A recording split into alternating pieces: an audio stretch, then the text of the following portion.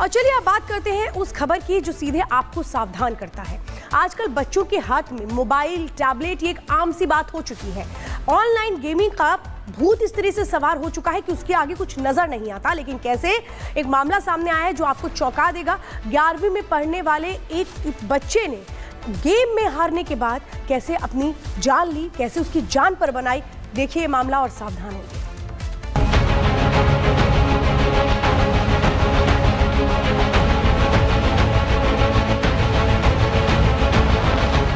Online games की लत कितनी खतरनाक और जानलेवा होती है, ये किसी से छुपा नहीं है। एक बार फिर से एक 11वीं के छात्र की फ्री फायर गेम ने जान ले ली।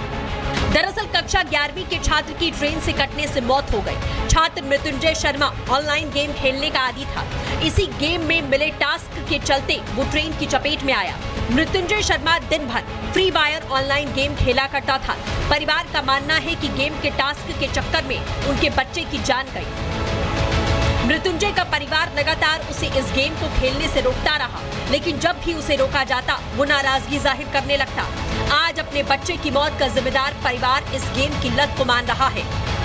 मृत्युंजय रेलवे ट्रैक पे मिले हैं, ऐसी हालत में आत्महत्या कर ली है। वजह तो उस समय नहीं मालूम चली थी, अभी यहाँ आके मालूम चला कि फ्री फायर गेम का शौकीन था। उससे हो सकता है उसका डिप्रेशन, माइंड डिस्टर्ब हो गया, इस कारण से ऐसा हो सकता है। यही वजह रही है अभी, बाकी और कोई वजह तो अभी समझ में नहीं आई है।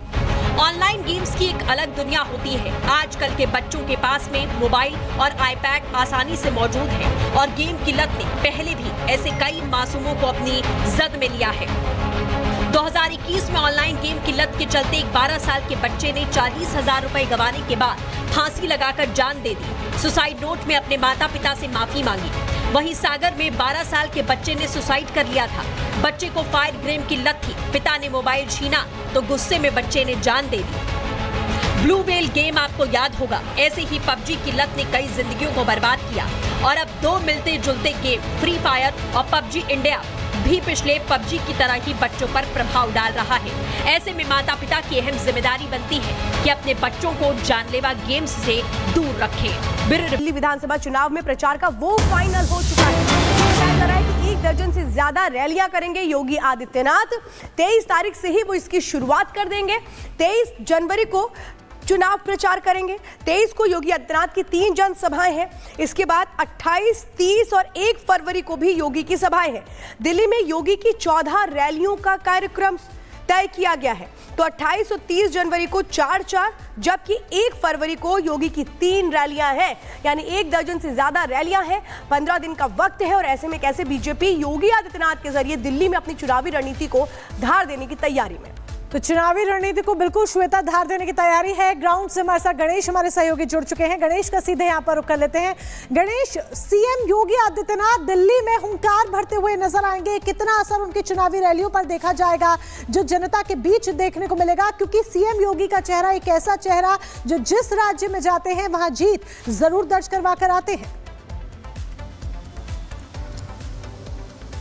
देखिए, बीजेपी के फायर ब्रांड नेता है और उत्तर प्रदेश के मुख्यमंत्री योगी आदित्यनाथ। योगी आदित्यनाथ के जाने का मतलब जिस भी राज्य में जाते हैं वहां पर बीजेपी के लिए जीत के प्रबल जो हो जाती है वहां पर। तो लगातार ये देखिए, अब दिल्ली विधानसभा चुनाव को लेकर महज 15 से दिन का वक्त बचा पड़ा है। दिल्ली विधानसभा चुनाव के अंदर जब उत्तर प्रदेश के मुख्यमंत्री योगी आदित्यनाथ के 23 जनवरी से कहा जा रहा है इस चुनाव में उनकी जनसभा के साथ उनकी एंट्री हो जाएगी, जहां पर जो बताया जा रहा है कि किराड़ी जो पहला विधानसभा होगा जहां से उनकी इस तरीके से चुनावी रैली की शुरुआत होगी। 28 तारीख को, 30 जनवरी को और 1 फरवरी को उनकी जनसभा होगी। कुल मिलाकर 14 जनसभा उत्तर प्रदेश के मुख्यमंत्री और बीजेपी के फायर ब्रांड नेता योगी आदित्यनाथ लोगों को संबोधित करेंगे। और कहा जा रहा है कि जो मुस्लिम बहुल इलाके हैं उन इलाकों में योगी आदित्यनाथ की जनसभा होगी। अगर मैं बात करूं प्रत्याशियों की, जिस तरीके से जानकारी आ रही है, मोहन सिंह बिष्ट जो मुस्तफाबाद से चुनावी इस बार वो चुनाव में उतरे हैं, या महरौली से गजेंद्र यादव जो चुनाव में उतरे हैं, या पटेल नगर से उमंग बजाज जो इस बार बीजेपी के प्रत्याशी हैं, इन या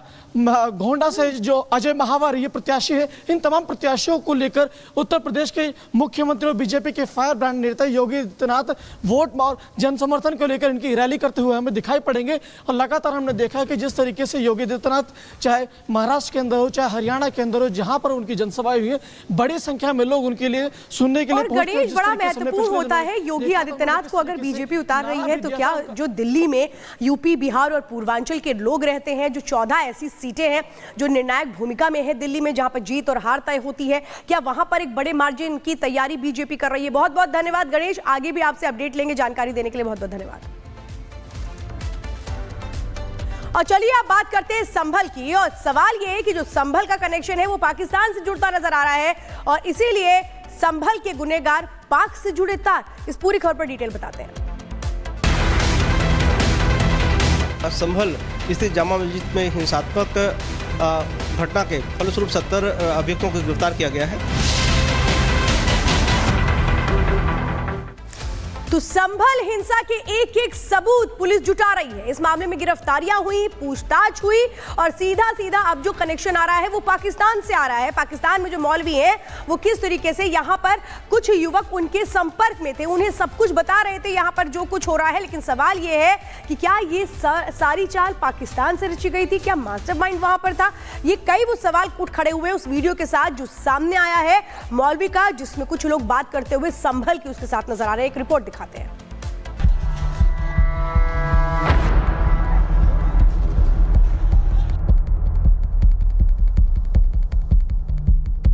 संभल की मस्जिद का किस्सा आपके सामने है। 5 लोगों को गोली मारकर शहीद कर दिया जाता है। चाहे AIMIM के अध्यक्ष असदुद्दीन ओवैसी हों या समाजवादी पार्टी के मुखिया अखिलेश यादव या फिर राहुल गांधी,